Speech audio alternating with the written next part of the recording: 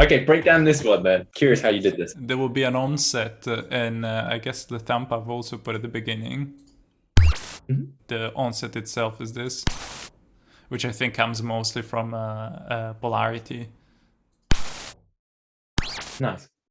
But also most of the work in the onset is actually done with a synth part of Weaponiser.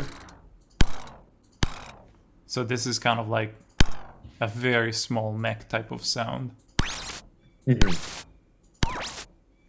And then the rest of it, like, Give me the chunkiness. yes, chunkiness is being soloed.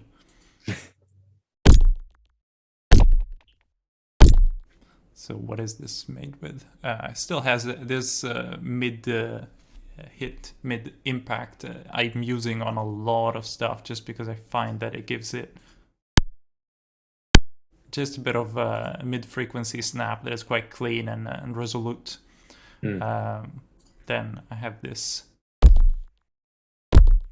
which I think, yeah, this probably comes from my water library, if I remember correctly. I was going to say, because very liquidy, isn't it? That's quite cool. Yeah, that's what the frog is all about.